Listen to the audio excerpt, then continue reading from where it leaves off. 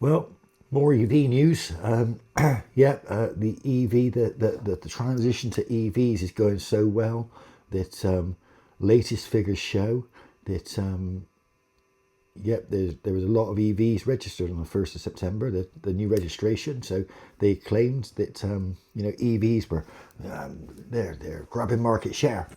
Unfortunately, if you look on Auto Trader, there is a massive amount of EVs that are now secondhand on Auto Trader, registered the 1st of September.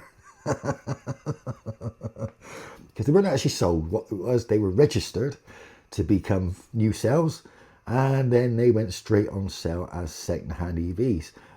Discounts are up to 17. I've seen 17,000. I've seen 20,000. I've seen 15,000. I've seen 12,000 compared to the brand new price.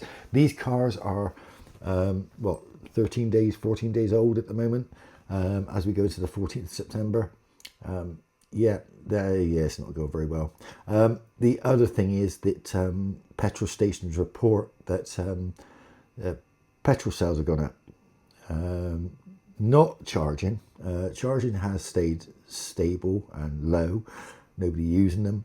And diesel sales have gone down, but petrol sales have gone up. Well, diesel sales have stayed about the same, but petrol sales have gone up. And according to the petrol stations themselves, they say that they think that this is down to actually people being forced into petrol, because obviously a lot of manufacturers are phasing out the diesel cars. You can't buy a diesel car, certainly not for a decent price. The petrol equivalents tend to be cheaper. And of course, nowadays they're cheaper to run because they do 60 miles to the gallon, some of these things. And therefore people are changing to petrol. And even some of the EV sales are attributed to petrol because, of course, they include petrol hybrid cars within EV sales. Now, hybrid cars, they have a range of maybe 30 or 40 miles on electric.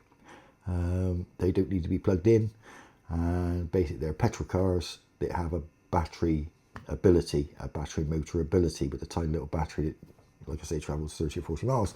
And those sales are up, of course, but still represent a tiny proportion of the market. So EVs not really working out, are they? They're not going to. They're going to ban them. Well, not ban them, they're just going to stop making them. All the manufacturers were in Europe last week begging the EU to get rid of this mandate because they're all going bust. And Europe can't afford for them to go bust. At some point, they're going to pull that mandate. Have a good day.